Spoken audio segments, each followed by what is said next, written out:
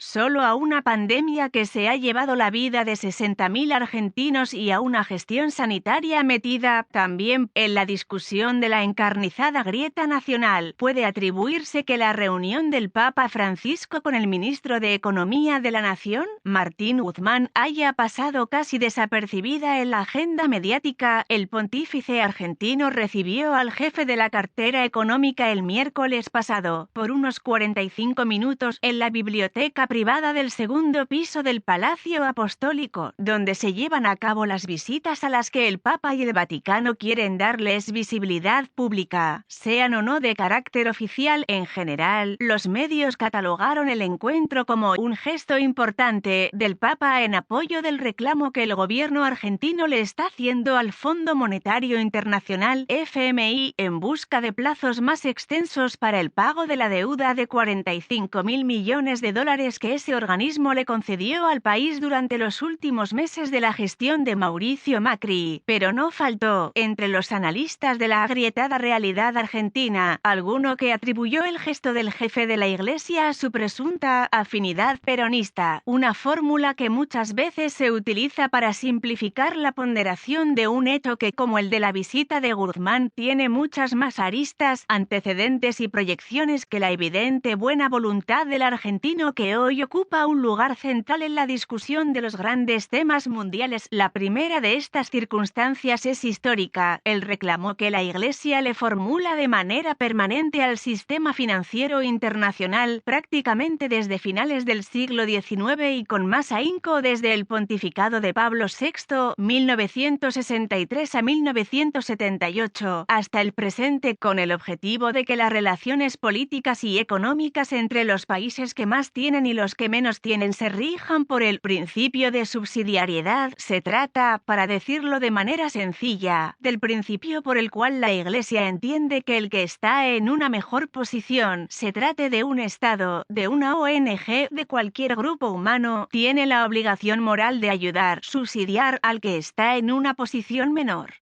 La formulación técnica de la subsidiariedad se encuentra en el que lo que está en juego es mucho más que un simple gesto del Papa para con su propio país necesitado. Lo ponen en evidencia las miles de intervenciones de casi todos los antecesores de Bergoglio en la cátedra de San Pedro, ninguno de ellos nacido en nuestro país. Más o menos conservadores o progresistas, desde León XIII los pontífices siempre han intervenido ante circunstancias que agravaron la situación económica mundial y multiplicaron la pobreza y la desigualdad. Basta citar como antecedente la encíclica, pero hay otra circunstancia que sí está más vinculada con el presente y con el primer pontificado jesuita y latinoamericano. Es el agravamiento de la desigualdad o de la brecha que separa a los ricos de los pobres, fenómeno que, para el Papa argentino, hace aún más necesario un cambio de paradigma, de estructuras y de métodos en el sistema financiero internacional.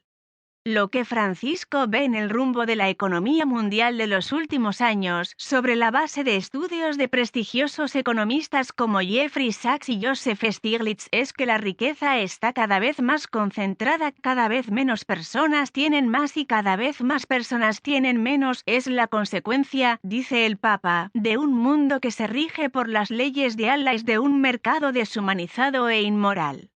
Y esto ha sido agravado por la pandemia del coronavirus, durante la cual no solo se ha dado el fenómeno de que pocas empresas y personas han multiplicado sus riquezas mientras que la gran mayoría se ha empobrecido, la peor manifestación de la falta de solidaridad y de la no aplicación del principio de subsidiariedad es lo que ha sucedido con las vacunas acaparadas por los países más ricos y poderosos, con hasta 9 dosis por habitante y escasas o inexistentes en los estados menos desarrollados. Tras más de un siglo de prédica social por parte de la Iglesia, en el entorno religioso de Francisco creen que algo está cambiando.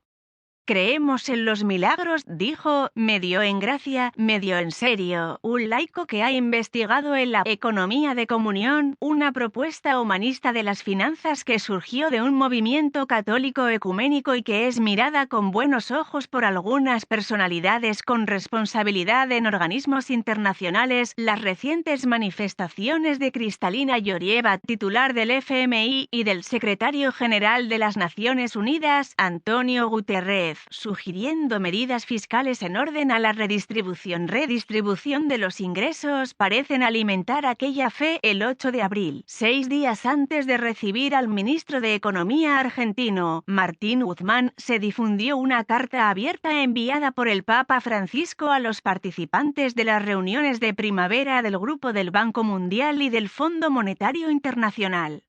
En esa misiva, el pontífice argentino pidió que se analice la implementación de un plan global para afrontar la pospandemia y el acceso universal a vacunas, salud, educación y empleo, un plan que incluye, además, una reducción de la carga de la deuda externa de las naciones más pobres, entre otras inquietudes sociales. El Papa llamó la atención sobre la noción de recuperación económica, la cual, escribió, no puede contentarse con una vuelta a un modelo de vida económica y social desigual e insostenible, en el que una ínfima minoría de la población mundial posee la mitad de toda la riqueza. A esto, Bergoglio agregó, la pandemia nos ha recordado una vez más que nadie se salva solo. Si queremos salir de esta situación como un mundo mejor, más humano y solidario, hay que idear formas nuevas y creativas de participación social, política y económica, sensibles a la voz de los pobres y comprometidas con su inclusión en la construcción de nuestro futuro común.